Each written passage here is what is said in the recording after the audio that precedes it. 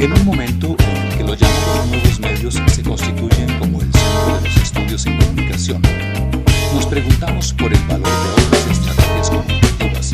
otros dispositivos que permiten la comunicación y los espacios en que se configuran unos medios no nuevos pero sí distintos para evitar la participación. En esta sesión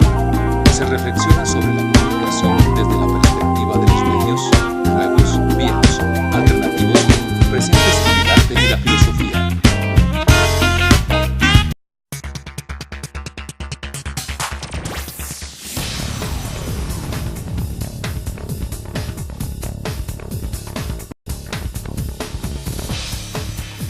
Hay algo que me causa muchas preguntas personalmente y quiero que de ahí puedan entender qué es la reflexión que intento hacer durante la charla,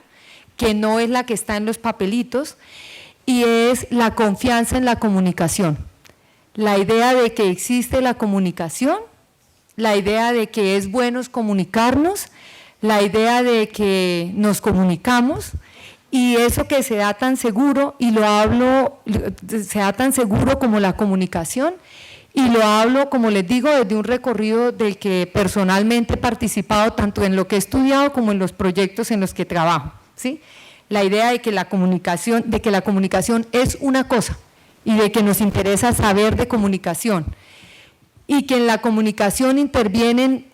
elementos, la idea de que la comunicación tiene público, la idea de que la comunicación tiene mensaje y la idea de que la comunicación tiene medios.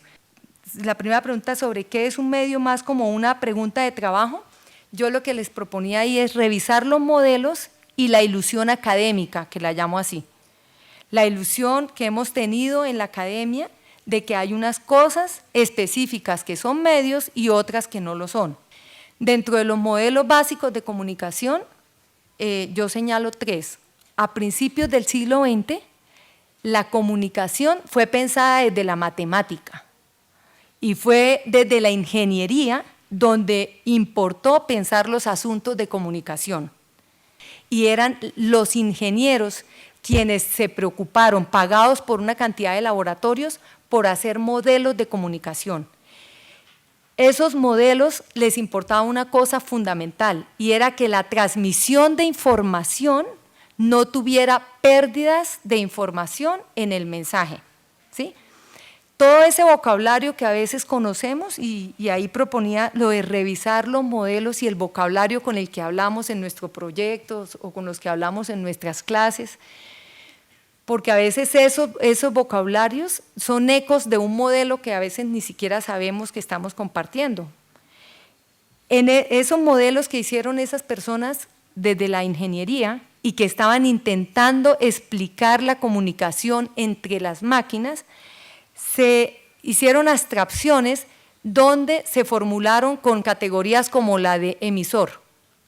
la idea de que había emisor y la idea de que había receptor. La idea de que había un mensaje, un canal y un medio. Ese modelo que suele estar a veces, me parece a mí, todavía muy presente cuando se intenta explicar la comunicación entre las personas, tiene que ver con los inicios del siglo XX. La idea de que había una comunicación eficaz y que la comunicación eficaz quería decir que entre lo que decía el emisor y lo que entendía el receptor no había diferencia. Que si había diferencia, eso se consideraba un ruido y que ese ruido tocaba eliminarlo y la manera de eliminar ese ruido se inventaron una cantidad de estrategias impresionante y fue todas las estrategias de retroalimentación, de feedback, que se llamaba, casi todo el vocabulario estaba en inglés, aparecía en inglés y de hecho cuando se estudia y se ven los libros, los términos se utilizaban en inglés. Todos los mecanismos de feedback estaban encaminados a asegurar que lo que llegaba al momento del receptor fuera lo mismo que había salido del momento de la emisión. Dentro de esos mecanismos de feedback estaban todo lo que eran los tests, las encuestas, los concursos, los premios, toda la idea del rating, que era estar asegurando la comunicación de vuelta en aras, y fue una cosa importante de hacer, de poder controlar que no hubiera desviaciones, que no hubieran otro tipo de interpretaciones. Después de ese momento que estamos hablando telégrafo, teléfono, estamos hablando de prensa, estamos hablando de transmisiones por radio, que es de donde son pagadas todas estas investigaciones, viene una cosa que es clave y es la presencia de la sociología, la cantidad de sociólogas y sociólogos que fueron los que en los años 20, 30, 40 y 50 del siglo XX estuvieron, digamos, más preocupados por entender qué pasaba con la comunicación. Parte del modelo que se había hecho de la comunicación para las máquinas, ¿sí? O sea, coge el mismo modelo e intenta extrapolarlo, pero con unas técnicas distintas, que es las que proponía la sociología de principios del siglo XX para estudiar las personas. Se empiezan a hablar de muestreos, que son técnicas importantes para la sociología, la encuesta se vuelve una cosa fundamental, empieza a emerger como un objeto importante la idea de la opinión pública, que hay una opinión que es pública, que es compartida. Todas estas personas intentan estudiar ciertas cosas en particular, por ejemplo, las intenciones de voto y las intenciones de consumo. En todo este contexto, como hasta los años 50, y voy muy rápido, partimos de la idea de que hay medios, que los medios desde estos laboratorios, desde la comunicación de los estados, son la prensa, la radio y la televisión, y yo siempre insisto que en ese orden, ¿no? Prensa, radio y televisión, y que los medios le hacen cosas a la gente. En esos modelos de comunicación, algo que se plantea es la idea de los efectos. ¿Qué le hace un medio a la gente? ¿Qué le hace la prensa a la gente? ¿Qué le hace la radio a la gente? En los años 60 se supone que ya teníamos el primer grupo de personas que crecieron con la televisión, que se consideraban los aparatos ideológicos del Estado en el vocabulario de la época, se hablaba de los aparatos ideológicos del Estado, se hablaba de que los medios esos medios servían para alienar a las personas, y Humberto Eco, siguiendo ese razonamiento, lo que plantea es este primer grupo de personas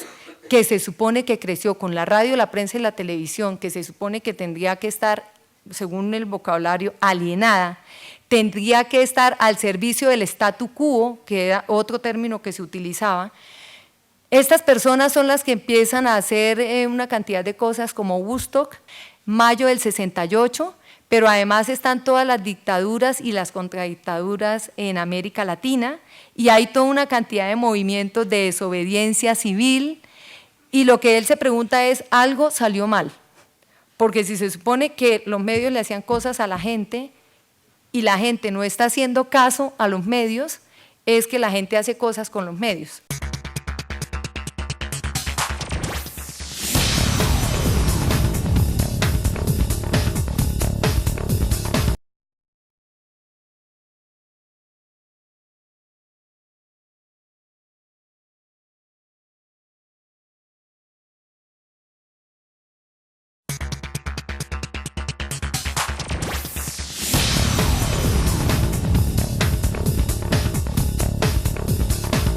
Y empieza a aparecer esta idea de que lo que las personas agregan a las comunicaciones no son ruidos, ¿cierto? Ruidos en relación con lo que se esperaba de la emisión inicial, sino son connotaciones, que las lecturas son inseguras y son vagabundas y dependen de una cantidad de contextos, y todo esto que empieza a estar muy apoyado por los modelos semióticos, que serían los de la mitad del siglo XX. ¿Sí? Los modelos semióticos introducen otro vocabulario, por ejemplo, la idea de destinatario en vez de la idea de receptor, la idea de masas, la idea de que la masa era una cosa informe, ¿cierto?, que le daba forma a los medios, empieza a ser cambiada acá por la idea de opinión pública, y luego la idea de opinión pública por quién es la gente que está al otro lado, y por la idea de la recepción. En los años 50, 60 o 70, algo que está en las ciudades, en los contextos urbanos, es la presencia de los electrodomésticos comunicativos. O sea, las casas están cada vez más en contextos urbanos, y cierto tipo de casas, llenas no solamente de televisores, sino de videocaseteras, de videograbadoras, de filmadoras, de toda una tecnología, ¿cierto?, que es esta, que coincide con lo que están trabajando también y que están proponiendo, digamos, están considerando los modelos semióticos. En este mismo momento se empieza a hablar también de la idea de la participación, de qué es lo de la comunicación participativa, y se habla de la teoría de la dependencia en los años 70, años 80, y se habla de las comunicaciones alternativas. Toman ese modelo canónico de los otros medios, de la prensa, la radio y la televisión, o sea, serían alternativas a eso, y viene todo el cuestionamiento si serían alternativas a eso, si esa alternativa es el aparato o al mecanismo de circulación o a la creación de sentidos, o qué es lo alternativo que tiene la comunicación alternativa. Los años 80 y 90,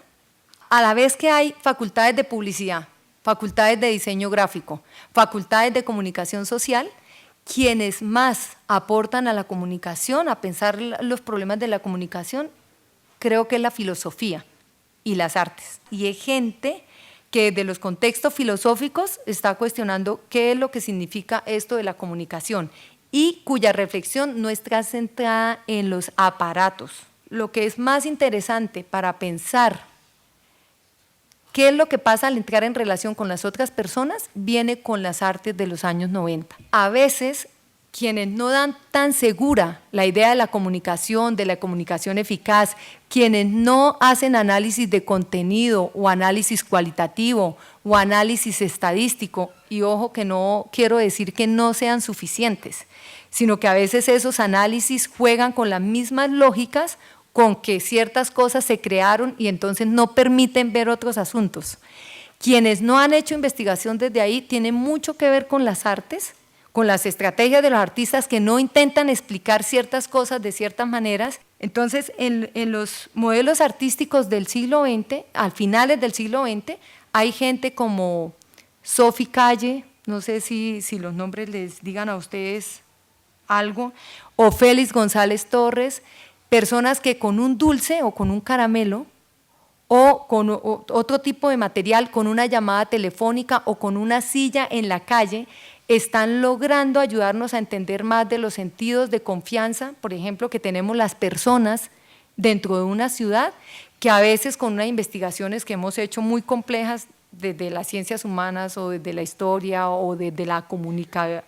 comunicología, que a veces no aportan más cosas que las que ya se sabían al principio. Si los años 60 y 70 se están llenando de videocaseteras y radiolas y grabadoras y todo esto, los interiores domésticos, hay ese desplazamiento a las tecnologías portátiles personalizadas. La idea de prensa, radio, televisión y nuevos medios, y en ese orden, personalmente me interesa mucho discutirla. En los años 30, los nuevos medios eran las revistas impresas a color. En los años 50 era la televisión. En los años 80 se pone ahí como los ordenadores y se ha vuelto algo de sentido común, como asumir que un ordenador es de nuevos medios y asumir que los hipervínculos, por ejemplo, los vínculos de hipertexto son nuevos medios. Entonces, la invitación un poco es a que pensemos qué estamos diciendo por medio, qué sería lo nuevo de lo nuevo, qué sería lo nuevo de una tecnología, si es que hay cosas nuevas, porque no todo es nuevo en algo nuevo, ni todo es viejo en lo anterior. Lo que me parece más preocupante de esa idea de prensa, radio y televisión es que creo que las cosas importantes y significativas que han pasado en el siglo XX en el contexto de las ciudades no necesariamente han pasado por la prensa, la radio y la televisión, y sí han pasado por la información. Y el problema de tender a creer en esos es que los otros desaparecen, los otros no existen. Entonces, la idea de que medio es igual a tecnología me parece que es una idea complicada, y que es una idea complicada y que tiene consecuencias tanto cognitivas, en lo que queremos nosotros entender, como políticas para quienes les interesa entrar en relación con la gente, entrar en relación con movimientos sociales, con movimientos de oposición, con movimientos clandestinos, pero no son propietarios o no acceden o no son los que manipulan esos otros medios. Las metodologías que enseñamos, el tipo de trabajos que ponemos a los estudiantes y los mismos que adelantamos nosotros como profesores mira y refuerza esta idea de que los medios son esos, prensa, radio y televisión. Hay una cantidad de medios contemporáneos, se habla de la reproductibilidad técnica, por ejemplo, a lo largo del siglo XX, y se habla de manera importante dentro del campo de la filosofía. Yo creo que la mayor parte de los que estamos acá hemos oído hablar de los ensayos de Walter Benjamin, de Krakauer, de Simmel y demás, pero son muy pocos los proyectos que conozco y que conocemos donde, por ejemplo, la fotocopia, que es el ejemplo que les ponía acá, sea una de los medios que se ha estudiado. Pero si pensamos nosotros lo que es el conocimiento académico sin fotocopias a lo largo del siglo XX, y sobre todo los años 80 y 90, sin fotocopias. O que pensemos todo lo que ha sido la circulación de información, por ejemplo, laboral. No es irrelevante que todos los postes, las paredes de las ciudades estén llenas de fotocopias que ofrecen una empresa multinacional que no conocemos, la idea de que una empresa multinacional busca y que está ofreciendo una oferta de trabajo laboral a personas que están excluidas de la oferta laboral oficial. Es decir, estamos hablando de jubilados, eso que uno ve, que jubilados, amas de casa, tiempo parcial, pero tampoco es la idea de lo se busca, pensar una ciudad, y no es una cosa anecdótica, sí quisiera insistir mucho en eso, como decir, ve, sería simpático.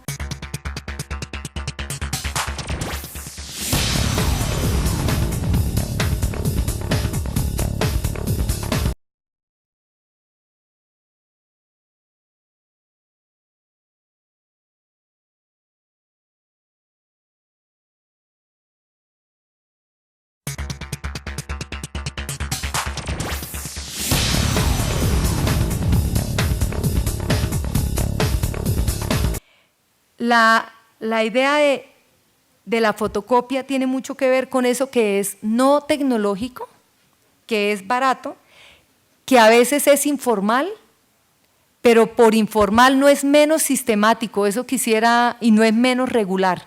Y a mí, en lo personal, me preocupa a mí misma saber que no cuento a veces con suficientes metodologías para poder entender eso, y que las que tengo, muchas metodologías que tienen que ver, por ejemplo, con la elaboración de corpus que vienen con ciertos criterios desde la semiótica, se me quedan corticas para poder entender otro tipo de asuntos. A la vez que se supone que los grandes medios han estado concentrados en esas cosas de los capitales, las grandes cadenas y demás, los movimientos de resistencia, los movimientos de desobediencia han sido paralelos y no han trabajado con esos grandes medios. A veces sí han trabajado con esos grandes medios haciendo otro tipo de usos, pero a veces no, ¿sí? Entonces, tenerlos en cuenta y empezar a considerar eso, me parece que para los que trabajamos en la academia es importante, porque ¿con qué metodología vamos a estudiar el volante callejero? O las inscripciones de grafiti en las paredes, o los libros que se están circulando, que son más que los libros oficiales, los libros en papel, que están en ediciones piratas. O sea, cómo estudiar la piratería, porque de pronto estos modelos y esta manera de construcción de corpus no nos funciona. Un ejemplo de la investigación sobre publicaciones periódicas. La mayor parte de las publicaciones periódicas podría quedarse en el tiempo. Cuando queremos buscar el contrario, entonces decimos que queremos el espacio. Y frente al espacio hay una cantidad de prejuicios grandísimos como frente al tiempo. Entonces el espacio se supone que es el periódico no serio, sensacionalista, y el tiempo se supone que es el periódico de referencia. De las cosas que me parecen complicadas al decir, cuando consideramos un medio, consideramos qué es esto, pero además tenemos toda una versión simbólica frente a ese medio, es que los criterios para escoger un periódico suelen ser que tengan gran tirada, porque puede haber publicaciones que han durado un mes, de las que solamente hay un ejemplar. Puede haber publicaciones que no se han conservado en las bibliotecas, en las hemerotecas, que están en los libros de segunda, que están en los depósitos familiares, que no se tienen en cuenta porque no son como el canon de la publicación. Pero los periódicos se han reducido casi que a la portada. Y entonces tenemos de todas las revistas, la infinidad de revistas que se circula, el mundo de lo impreso sobre el papel, y tenemos la idea de que la portada sería como lo que nos informa más sobre la totalidad de la revista. Dentro de esas concepciones se considera que medios son unos y no otros. Dentro de esos medios, además, se considera que unas partes tienen más una comunicación que otra. O sea, que las partes políticas, las editoriales están súper estudiadas, las portadas están súper estudiadas, y me inquieta mucho que creo que lo que puede ser más relevante o más significativo o tan significativo como lo otro puede estar en la información de los horóscopos o de los correos sentimentales o de las cartas de las lectoras y de los lectores o en los avisos clasificados donde se clasifican qué tipo de cosas. Si partimos de que un medio no es un aparato o si partimos de que un medio no es un montón de papel, o sea, que una revista no son las hojas de papel, sino que esas hojas de papel son todo un dispositivo de circulación de información. Estudiar una revista no es una cosa, en mi parecer, tan sencilla. Y me parece que a veces nos entrenamos mucho en análisis de texto. ¿Qué dispositivos tenemos para poder acercarnos a eso? A lo que significa ese mismo cromos que estamos hablando en los años 30 y lo que significa este cromos ahorita. En un trabajo que estamos haciendo en este momento a partir de una revista, lo que estamos viendo es estudiar las revistas a partir de los cuadernos escolares de las personas, porque los dispositivos, las publicaciones periódicas, lo que han circulado mucho a lo largo del siglo XX han sido imágenes fotográficas, que se recortan, se copian, se calcan, con las que se hacían tareas, pero la sensación es que lo importante de cada medio, cuando termino de hacer esos trabajos, se me escapa. O sea, como entender qué significó la telenovela, o sea, qué sentido tiene la telenovela, se me escapa. Pero los trabajos que se están haciendo es ver, por ejemplo, de Avi Warburg, que es uno que está acá, Mnemosyne, Atlas. Y es impresionante la cantidad de pliegos que tiene este señor con las imágenes de los años 30 y 40, con las postales, las cartas, las imágenes que publicaban los diccionarios ilustrados, los próceres que salían en los diccionarios Sopena, Larousse, las definiciones, y son personas que lo que estaban era como muy atentas a cómo se nos estaba representando el mundo en ese momento, pero no eran ni sociólogas, ni comunicólogas, o sea, trabajaban desde otro lugar. Y de las cosas que están trabajando todas estas personas es haciendo un inventario, haciendo como unos atlas de las imágenes y de las palabras que cotidianamente están cercanas, pero no son personas que se supone que su trabajo directo es pensar la comunicación, traer la guerra a casa. Son artistas, vuelvo e insisto, y lo que hace ella son coger las revistas de cocina, de decoración y de hogar de los años 60, pleno 60-70, contexto guerra de Vietnam, y coge las revistas que están informando, las revistas de información general que informan sobre Vietnam, y recorta las figuritas de una revista y las mete en las otras cocinas. O sea, en las cocinas que se supone que son la imagen de la cocina fotográfica, que se supone que está en las revistas de decoración, le mete las personas que circulan en otro tipo de revista. Y las estrategias de recortar, pegar y poner junto, y hace ver otro tipo de cosas. O sea, nos creen porque somos de la universidad, somos profesionales. Y además somos de la Nacional, que es ese mitico que tenemos nosotros aquí en el contexto nuestro, sí que somos UN. Y eso hace más grave que estemos haciendo versiones que tienen esa autoridad sobre un montón de cosas, sobre los periódicos, sobre las revistas, sobre un montón de asuntos, y que además no estemos haciendo ningún tipo de versiones sobre otras cosas. Sí, que es donde me parece importante lo de cuestionar qué consideramos como medios o qué no.